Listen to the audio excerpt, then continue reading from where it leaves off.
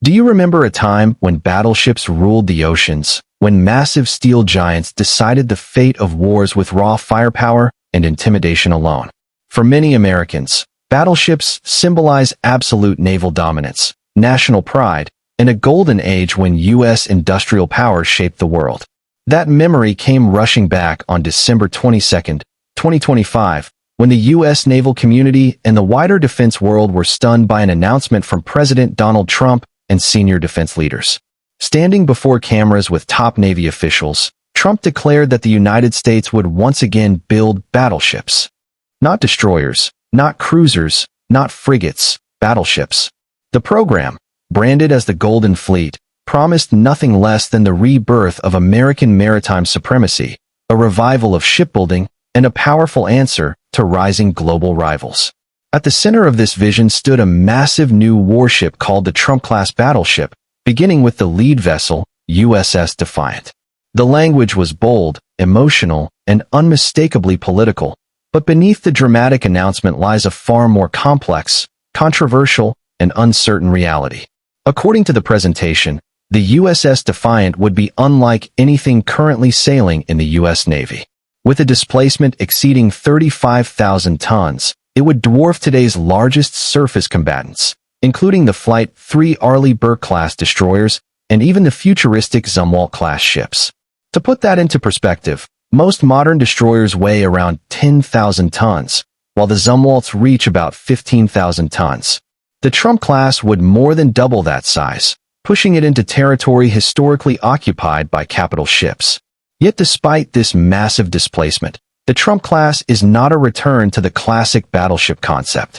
There are no massive naval guns, no thick belt armor designed to absorb enemy shells, and no broadside firepower reminiscent of World War II. Instead, the USS Defiant is envisioned as a floating missile arsenal, sensor hub, and command platform designed for 21st century warfare. The ship's proposed weapons suite reads like a wish list of advanced and sometimes experimental technologies. It would carry the powerful and Spy 6 active electronically scanned array radar, capable of tracking ballistic missiles, hypersonic threats, aircraft, and surface targets simultaneously. The Trump-class would reportedly feature a vertical launch system with up to 128 cells, allowing it to fire a mix of Tomahawk cruise missiles, standard air defense missiles, anti-ship weapons, and next-generation hypersonic missiles like the conventional prompt strike system currently being adapted for the Zumwalt class. On top of that, the ship is expected to field high-energy laser weapons for point defense, electromagnetic railguns for long-range precision fire, and even nuclear-armed sea-launched cruise missiles, a capability that would represent a dramatic shift in U.S. surface fleet nuclear posture. Powering this arsenal would be an integrated electric propulsion system using a combination of gas turbines and diesel engines, generating enough electricity to run advanced sensors, weapons, and future systems that haven't even been invented yet. The ship is expected to exceed 30 knots in speed, making it fast enough to operate with carrier strike groups, while also serving as an independent surface action platform.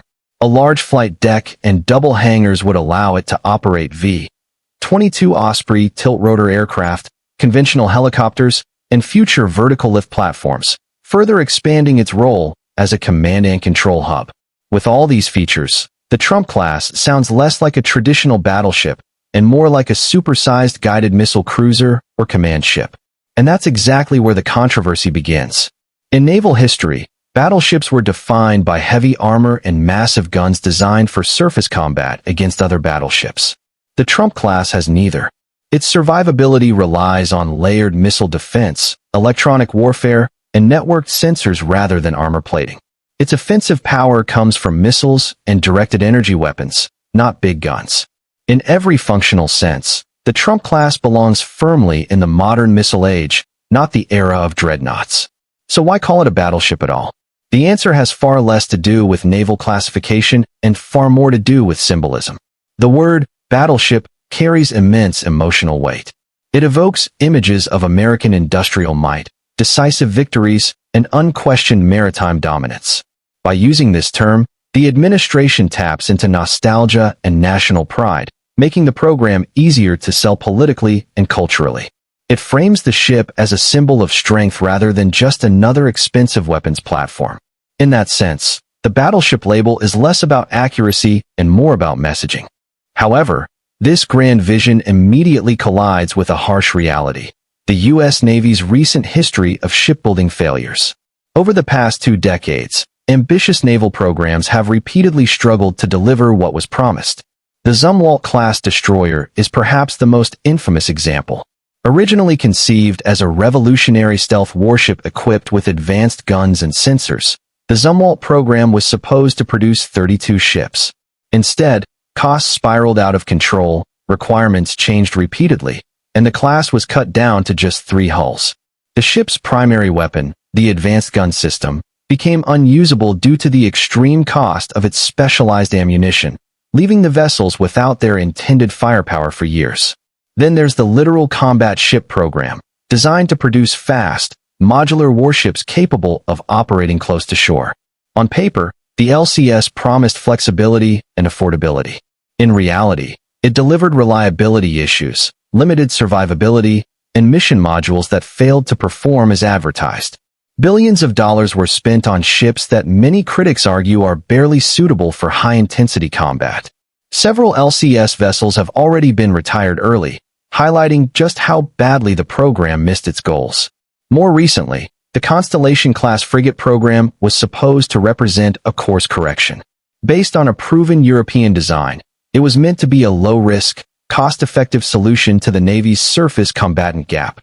Instead, design changes, weight growth, and construction delays plagued the program almost immediately.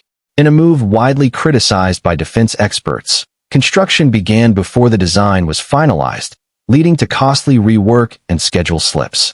Eventually, the program was canceled, leaving the Navy without the frigates it desperately needed. Government Accountability Office reports have repeatedly pointed out systemic problems in Navy acquisition practices, including unrealistic requirements, poor cost control, and inadequate industrial capacity. Despite massive increases in shipbuilding budgets, the Navy continues to struggle to deliver ships on time and within budget. Against this backdrop, the Trump-class proposal appears extraordinarily risky. The cost estimates alone raise serious red flags. According to defense analysts and the U.S. Naval Institute, each Trump-class battleship could cost between $10 and $15 billion, depending on final design choices and weapons integration. That puts it on par with a nuclear-powered aircraft carrier, one of the most complex and expensive machines ever built. And unlike carriers, which project power through embarked air wings, the Trump-class concentrates its value in a single hull packed with missiles and advanced systems. Losing one in combat would represent a catastrophic financial and strategic blow. Beyond cost, there's the question of technical feasibility.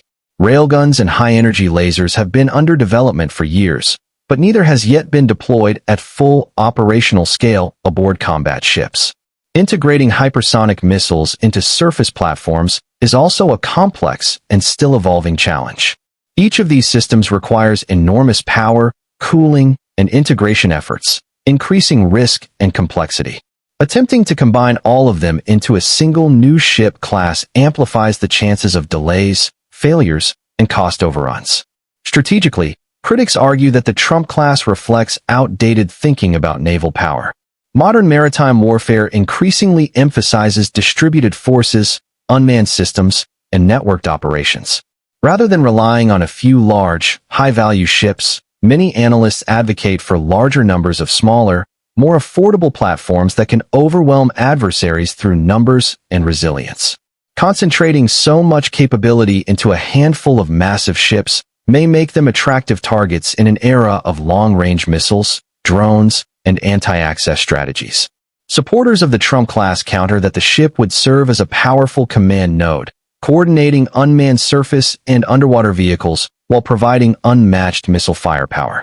Admiral Daryl Caudill and Secretary of the Navy John Phelan argue that the Navy needs a larger surface combatant to operate in contested environments and that the Trump class fills that role.